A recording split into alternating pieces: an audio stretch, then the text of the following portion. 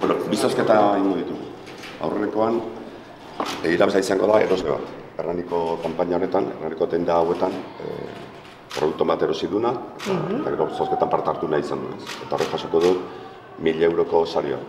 1.000 eurotan erosketak egiteko aukera izango du, kanpaina parte hartu duten dendoin artean. Hori aurreko zozketa bat, hori da erosleen arteko. Eta gero bado beste bat, dendarien arteko. Kanpainarekin baten duten dendariek ere parte hartu dute zozketa baten, eta irabazleak izango duen 1.000 euroko publizitate iragarkiak berria egunkari. Beraz, sari bat eroslentzat, beste bat saltzailentzat. Eta bide batez eskerrak Hernaniko udalari bat egiteatik kanpainarekin, eta baita dendari elkartari bat egiteatik kanpaina. Beraz, barkatze jaunak, eta ezazuzuk eroslen.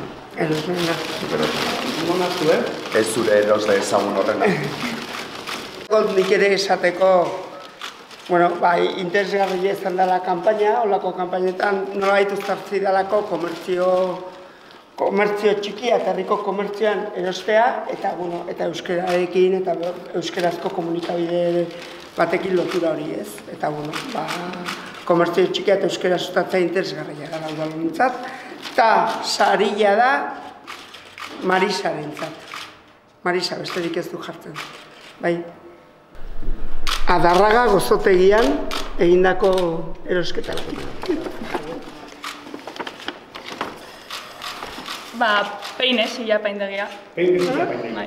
Peine, silla paindegia izan du, 1.000 euroren publizitatea. Doan edo. Berrian, berak nahi duen formatuan, nahi duen egunetan, nahi duen tamainan, gure komertzialak itzen gutu berak, gure publizitatea zaliko, zehaztu gutu berak. Oso ondo, eskerrik asko parte hartu zuen guztioi, ikusgarri izan da.